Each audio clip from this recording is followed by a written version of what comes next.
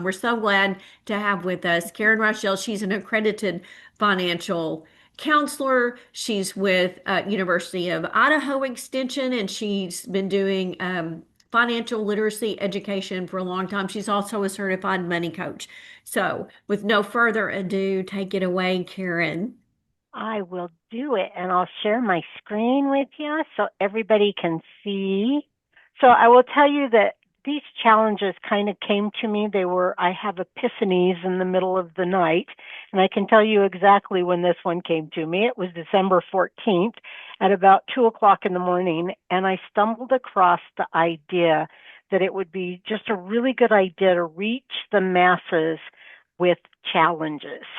So I have a 13-year-old son, and everything that we do, we have to challenge each other to do something. And so this was just a really good opportunity to help extension audiences, not only with decluttering but with saving their money. And this outreach strategy is just a little bit different, but for the time and the little bit of money that it costs, it is really really a valuable method to teach because it doesn't really take that much time to do this. So a lot of times people are very motivated to do something, but without that accountability, it's just really hard for people to jump into a new program. So what we have come up with, this is this is the behemoth. That's what I like to call this because it is massive. But many years ago, I started teaching this class, this declutter class, and simplifying your lives and everything. And one of the challenges that I had was that people were just very overwhelmed with the things, and they didn't know what quite to do with their personal items. I would come in and I would teach a 1 hour workshop. We would laugh, we'd cry a little bit. Um, we would even, oh, we would even, um, uh, I would send people home with a list of on the calendar from the Home Storage Solutions 101. So this is not really my challenge. It was somebody else's challenge, and they just did such a really good job of it. So really what happened is this challenge, it was just, I gave them um, the information and they decided that whether they wanted to do more with it or not. And so it really isn't about um, decluttering just your things. It's about decluttering your emotions, your habits, your identity, your sense of security, all those things. So physical clutter is often a visible symptom of what's happening beneath. And so when people let go of those items, it is very helpful to be able to move on. Decluttering also affects how they use their time, their money, and their mental energy.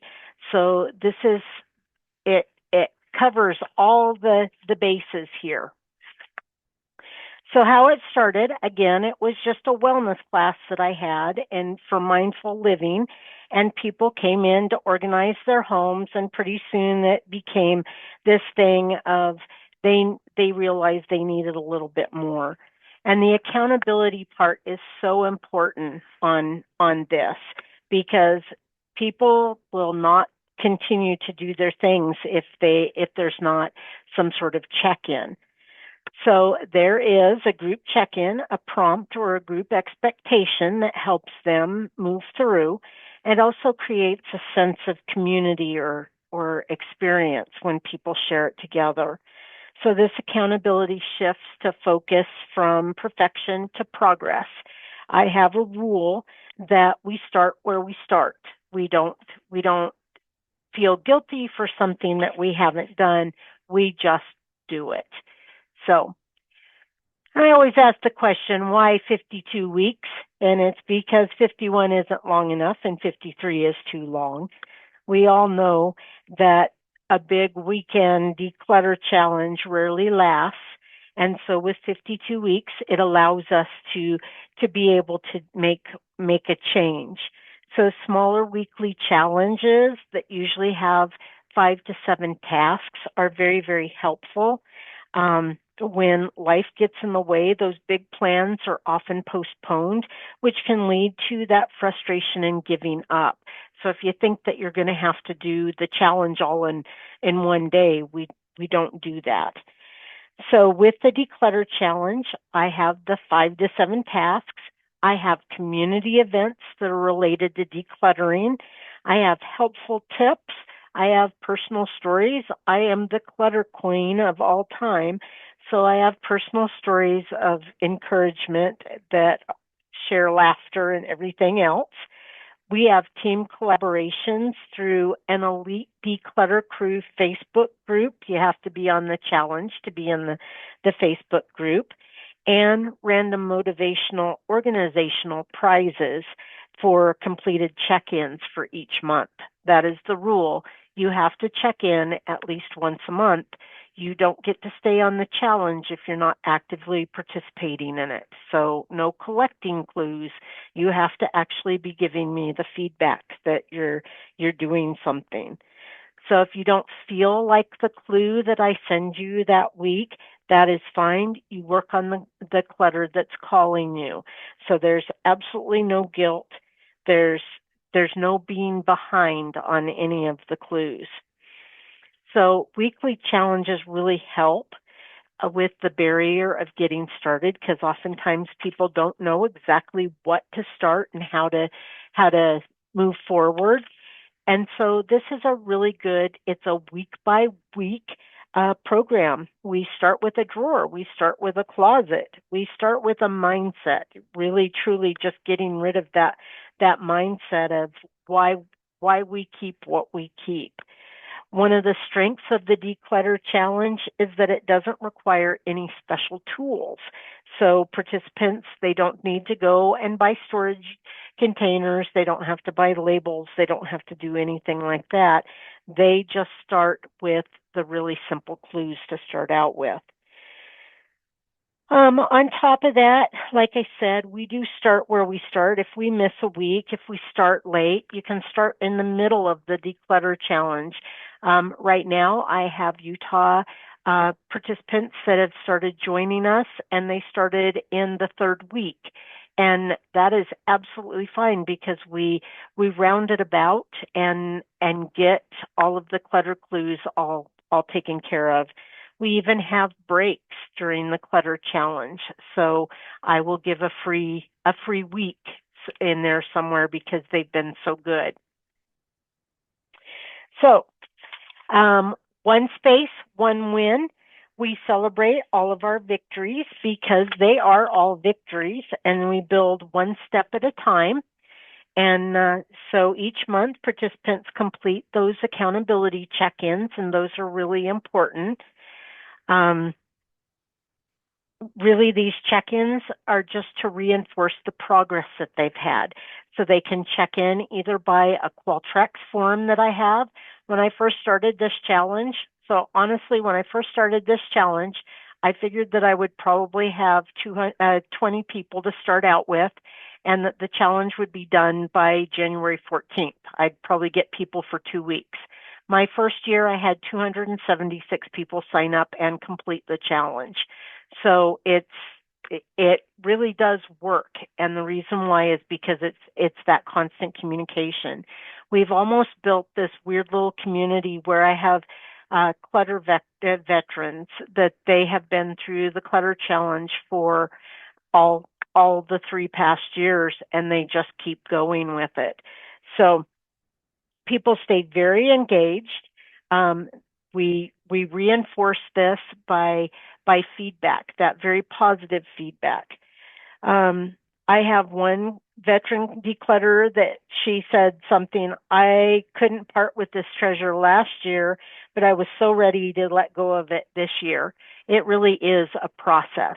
It's not necessarily getting rid of, and I'm not telling people to get rid of everything. I am not a minimalist in any form. I tell them to get rid of the things that don't serve a purpose anymore.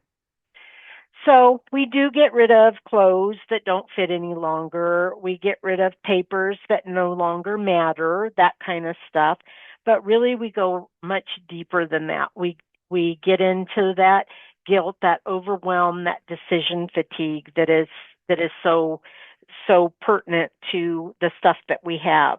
That mental energy of not being able to do specific things because we've got too much stuff.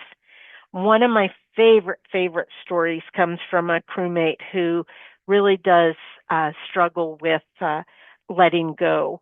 Uh, she had become so overwhelmed with all of her possessions that she had in her home, piles of stuff that she couldn't let go of or toss.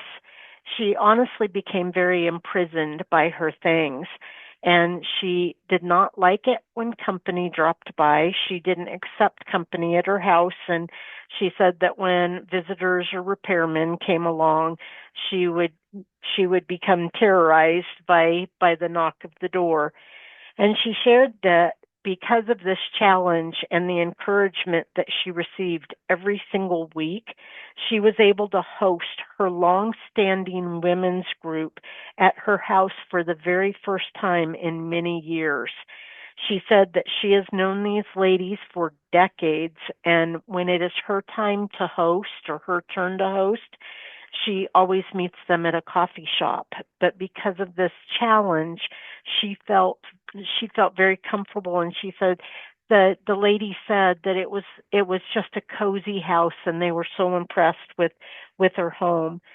So by employing just these small little declutter steps, she was comfortable enough for the first time, and her note just gushed with overwhelming gratitude and joy. So that's really a lot of fun. That's fun hearing what people are saying. So this very interactive challenge helps us on so many levels. Research actually shows that clutter lowers that um, that actually it heightens our stress level, and that messy space we when we have too much of that messy space, we that cortisol level rises and we become disorganized. Our stress hormones are going nuts. We constantly feel distracted. We're always overwhelmed. We don't have a lot of energy to do the things that we do, and so we kind of stop. And so this just helps us to tackle our environment to make it just a little bit less stressful. And financial clutter as well. I have folks that say, I just donated things that I had to have. The amount of money that I could have saved is staggering. My absolute favorite, though, is the lady that said, I found that I have 9 bottles of Pine Sol. I will never have to buy Pine Sol again. It happens a lot. So this insight between the financial worth and what their clutter actually looks like is amazing. So people notice that urge to buy and that impulsiveness actually diminishes.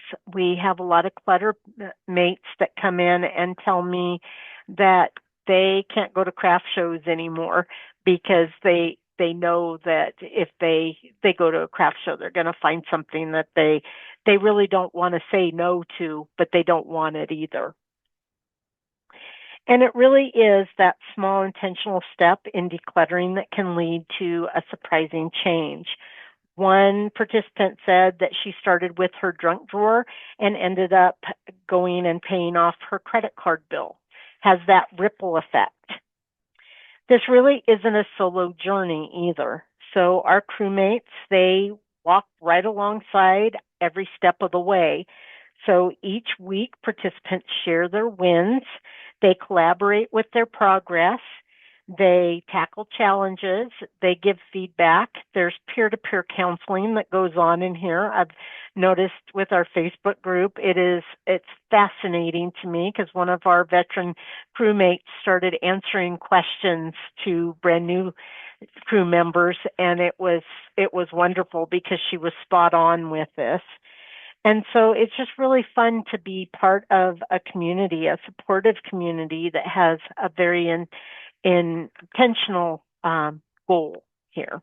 So, so the aha moments are real. People really do physically hold on to things that mirror our emotions. So when we let go of old fears and outdated versions of ourselves, we can really get rid of a bunch of stuff.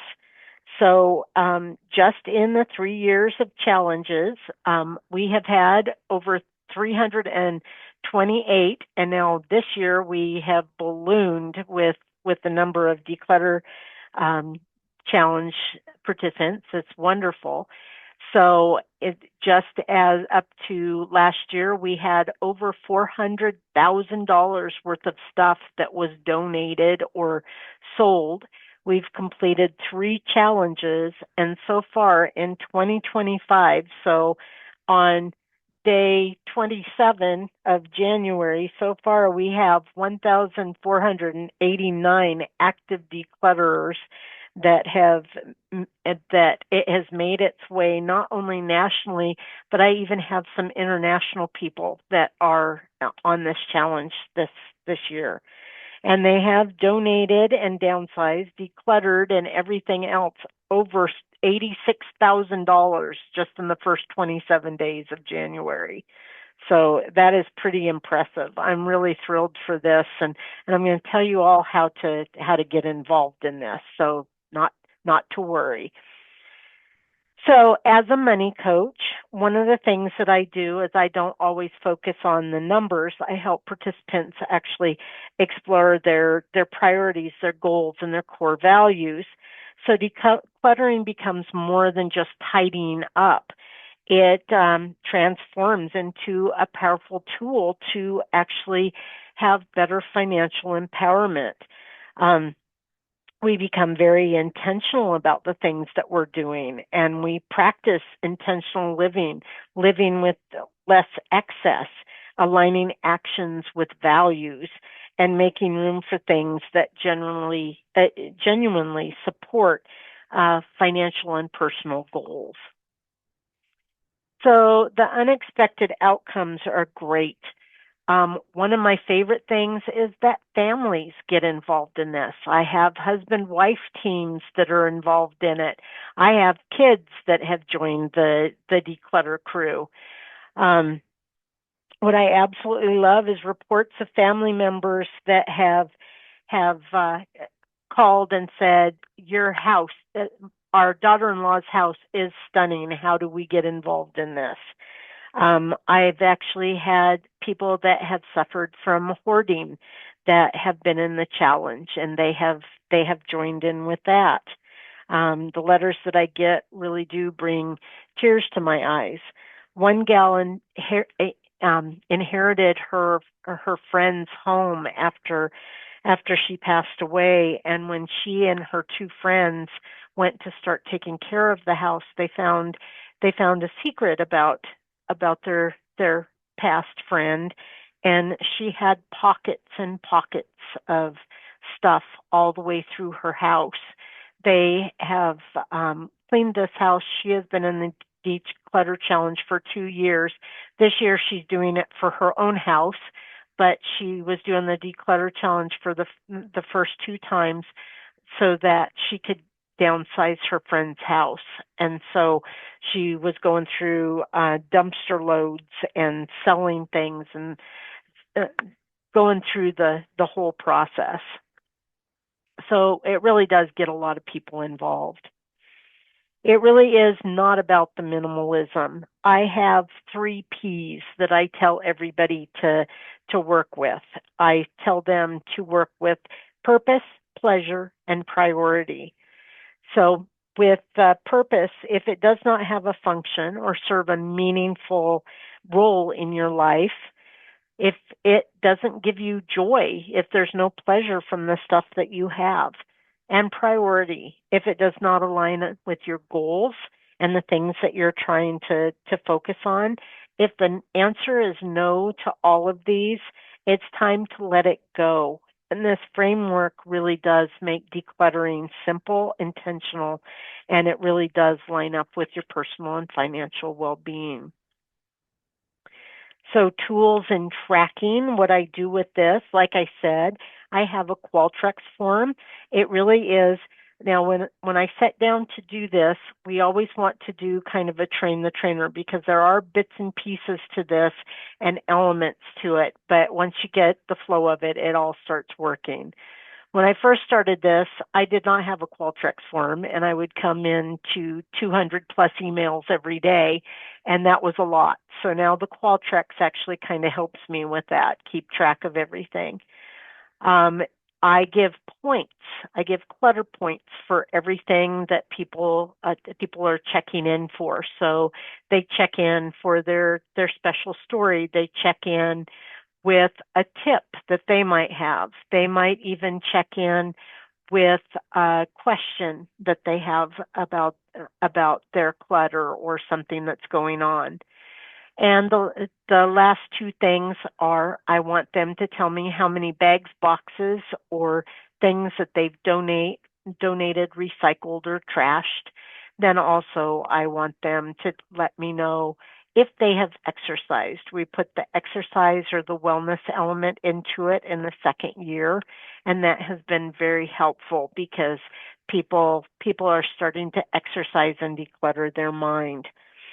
So these points, what these points do is once I've coded their declutter check-in, they get points, and the more points you get, the more chances you have to win a declutter prize, usually towards the end of the month. These declutter prizes are actual prizes that I ship to people, and they usually have a value of anywhere between $25 and $50 that are they're there to actually help them with a clutter challenge that they personally have. So, like if it's paper that somebody is having a hard time with, I find a really fun organizational prize that helps them with their paper clutter. So they feel very supported in this because they're everybody is in the know about who's winning and what's happening. Every Friday, I send them their declutter clues. So I have people that contact me if I don't send them quite quick enough. So it is a thing that everybody knows that this is what we're going to be doing. Declutter clues go out, and people start working on that for the weekend. It really does have a ripple effect. Our declutter crew often starts teaching others. I have families, friends, coworkers, church groups, everybody. One of my favorite stories that I tell is about a small community that they got involved in the declutter challenge, and they decided that they were going to have a spin-off from it. And so what they did was they grabbed all of their women's group, and they went and they worked on the declutter challenge together, and then they brought their clutter to their women's group meeting. Now each one of them could buy three of their clutter items that they all brought in there, not their own, but they could buy three items, only three. And once they bought those three items, they had to pay for the three items. That money would go to a local charity, and the rest of the stuff was donated to a local thrift store. So they were helping families, they were helping their community, they were getting rid of their clutter all at the same time. And they still continue to do this. This was the first year of the declutter challenge. So just how it builds the community is a lot of fun. What I've learned so far is that people really don't need more storage bins. They need more clarity on what their stuff is. So my declutter crew has kept this crazy challenge going for year after year, and I've remotely thought about stopping it, and then somebody says, "Oh no, you can't. You've got to keep doing this." It's because it really is meeting a need that people have.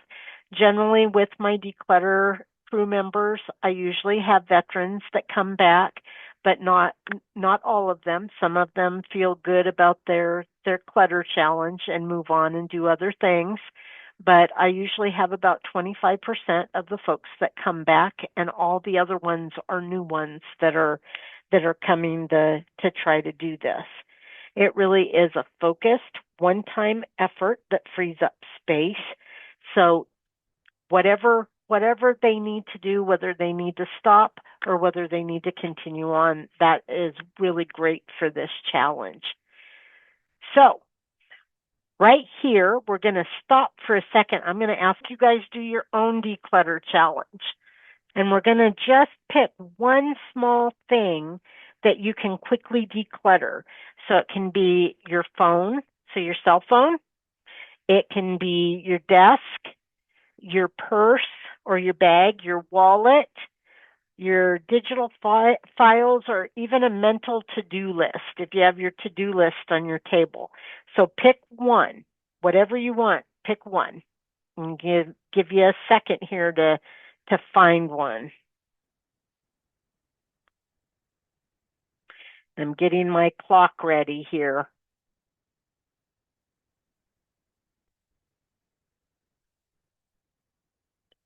Okay, everybody have one? Okay.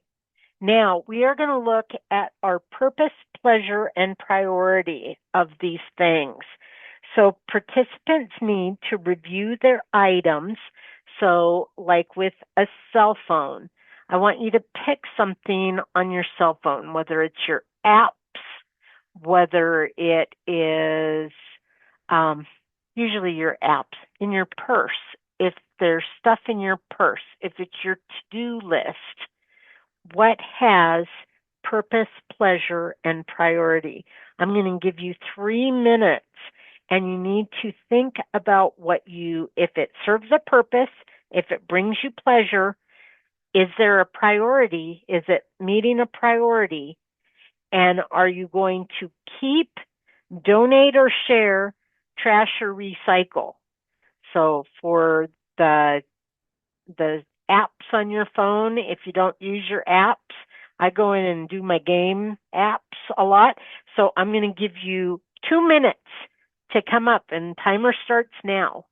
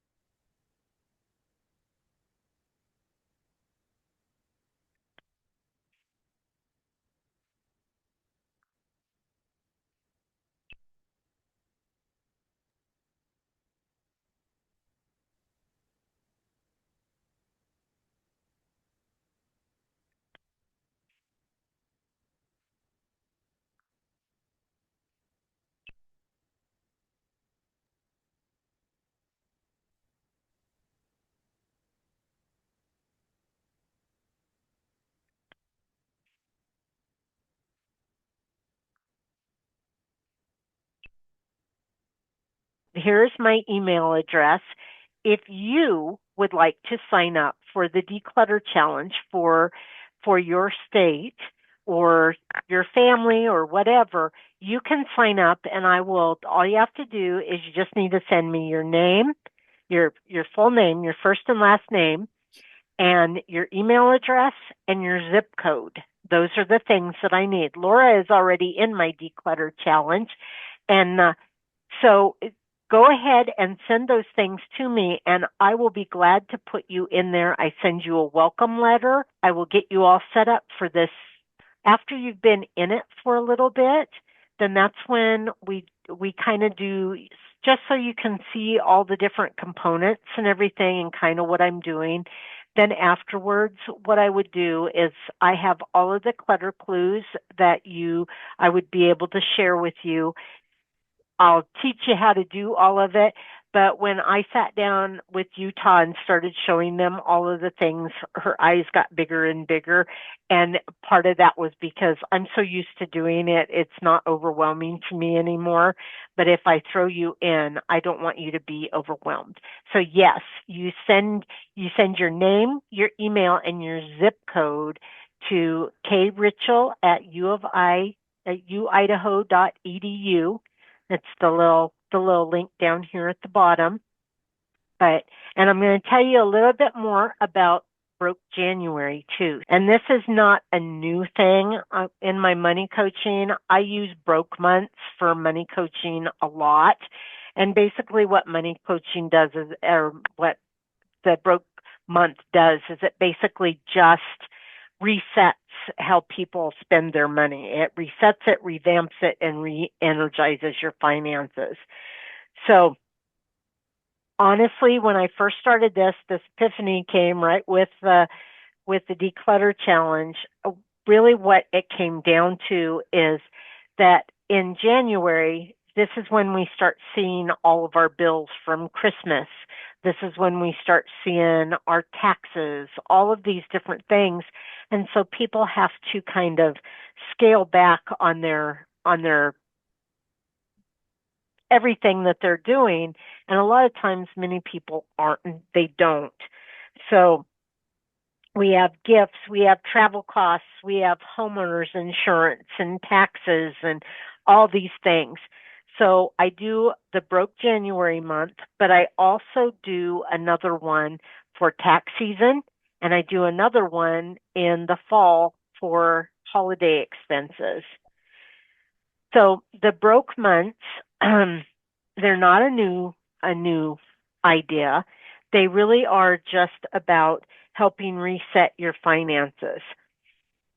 So what I do with this is when I first introduced the concept in 2023, it was really just as a practical way to reset spending habits and to promote mindful financial choices.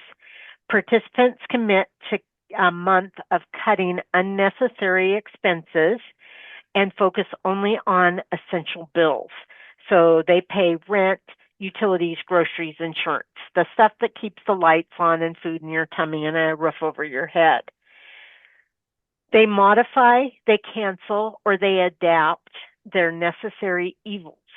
So those are things like cable, their cell phone bills. Sometimes your insurance falls in that. So we can modify those bills. And then we forego the extras. So like coffee, eating out, lottery tickets, manicures, haircuts, going shopping, all those things. We just leave them out. And of course, we have the support of an accountability group.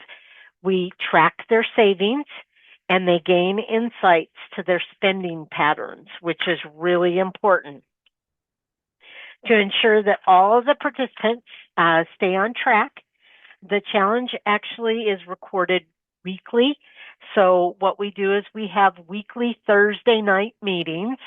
And so all the participants, they hop online to a virtual meeting and they get in there and we talk about the different things that they have just walked away from. They have not spent that money. We do a non-expense tracking form. So this is a little bit backwards. So instead of tracking your expenses, we track what you didn't spend. So it helps them become very intentional about what they're spending. So if we didn't go to Dutch Brothers or Starbucks, we get to count that we didn't spend $5 on our coffee. So it's not really about tracking your expenses. It's about showing what the opportunity cost is. I know this question is asked a lot here, and I'm going to answer this for Mary too, but how much does it cost to put this all together? All these challenges and everything. Honestly, it does not cost that much. So I've already got my Qualtrics. I've already the the volume of people that it's helping, because we're counting all of the time that we're working with people and giving them feedback and everything. Really, when you think about how many contact hours I actually have with everybody, it's amazing.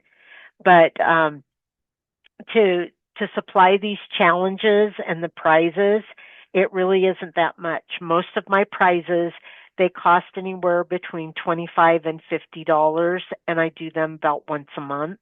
Sometimes I have extra prizes that I do, but I find this money, I either write small little grants.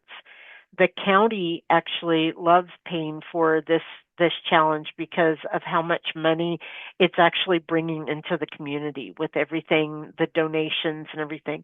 We have community yard sales. That was one of the big things that I put together, is that the Declutter crew comes in and we have one big community yard sale in the summer, and we've had to take over the fairgrounds to do that because it has become so big. So there's all sorts of different things that we do. The county pays for it. I have sponsors that pay for them, but really in the whole scheme of things, our prizes probably equate to anywhere between 500 to $600. And definitely with the Broke January challenge, it's usually just one. Um, I usually give an Amazon gift card at the end for the challenge points, and that's either $50 to $75 Amazon card for them to go and do something that they want. The ROI on this is massive. So that $600 is just a drop in the bucket compared to what people are actually getting out of this. So really the challenge emphasizes that reflection, that intentional spending, and that heightened sense of awareness for their financial choices. The challenge is designed to provide participants with practical tools and resources and apply those in real time. What I really love about this is that it detoxifies their spending. So when we have our virtual groups on Thursday nights, people are gaining so much more from the virtual groups than they are even from the resources that I'm sending them, because I have a list of questions that I ask each week for the Broke January group, and we ask, one of the first things is, how much money have you saved this week? Right now we have, and we haven't finished all of it by any means, but right now we have got about 7 people that are doing Broke January, where they're coming and joining the group and everything like that. But then we have a whole group of people that watch the video afterwards.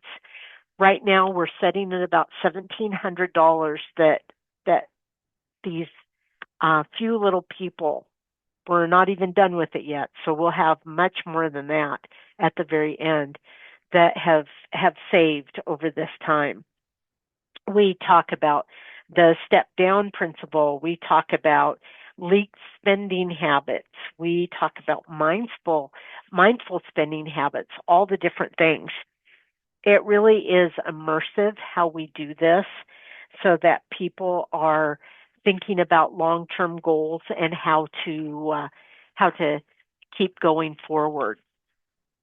One little gal in my group this time, she said that we're starting to push towards spring break. She told me that they normally go on a small little vacation during spring break, but she has seen how much hotel costs are, and she's decided that she's presenting it to the family And the family is all involved in this, and they're seeing the difference that it makes, the extra cash that they're already having. Really, they start seeing the cash flow in February because they don't have big credit card bills. They don't have all of this extra. One of my very, very favorite stories that I tell is that one of my participants was an avid shopper on Amazon, and she did this challenge, and actually received a note from Amazon that read, "It looks like you haven't placed an order in the last 30 days. Are you okay?" Her cart was empty and she hadn't made any purchases, and that was not normal behavior for her. So Amazon was very upset because they thought something had happened to her. It might be a disruption for um, different companies like Amazon or even coffee shops and everything like that, because they promote those those habits of spending. And what we're trying to do is promote those habits of saving your money and being very intentional about them. Another member, she actually added that she and her husband, he was not willing at first to do this challenge, that they participated in the challenge. And by the end of the month, the couple who had been married for over 20 years were able to afford their first brand new TV with the savings that they had. Um, Other participants, they're actually active participants again this year, and he was the one that signed up for it. We even have participants that they decide that they want to do the challenge even longer. So we had one gal that she saved $700 during a month of broke January, but she decided she wanted to keep doing it all the way into March. And by the time she got through March, she had hit the 3,000 mark. It became somewhat of a game for her to do this. I had another former participant that she shared that she went through the first challenge in 2023, but decided she didn't want to do the 2024 one because she was going to do a broke year. Anything is possible if you do something for 31 days. It doesn't take that much. But by the end of 2024, she had actually saved enough money for an all expense trip to Italy to go see their son. So that's how much money she saved. So when participants are asked what they're going to do with this newfound wealth, many of them are thrilled to say that they're going to pay off a bill. Some of them, they said that they wanted to cry with gratitude because this money helped balance her budget after an extended leave from work. Others plan trips, give funds to local charities. Some of them padded their savings accounts. Some bought garden seeds, which are important, and others paid off credit card debt. So we are still working on the impact for the 2026 broke January, but I'm already seeing all of those huge savings. So that's really important. And here this dates me a little bit, but saving money is really like changing it into a game. So when we see that money adding up, that's what's really helpful. Um, we have we have made this January tradition um, be something where it has continued demand. People are constantly calling me, usually in November or December, to find out when they can start signing up for this. It has expanded, like I said, into broke tax season in March, and then we also do one in October to start helping with Christmas planning. So turning that game, that that simple thing into a game is really what has helped with all of this. So challenges are a fresh new way to actually engage audiences. For the amount of time that I spend on this, it really isn't that much. And I've got everything all put together. And like I said, I am more than happy to share stuff. There's no sense in reinventing the wheel. So just really contact me if you're interested in any of these things and ask any questions if you have any of those questions. I would love to get all 50 states involved in this because it really is a lot of fun. And it definitely is something that people are interested in. So thanks everyone for joining us, and we'll see you next time at the Financial Security for All Community of Practice webinar. Thanks everybody.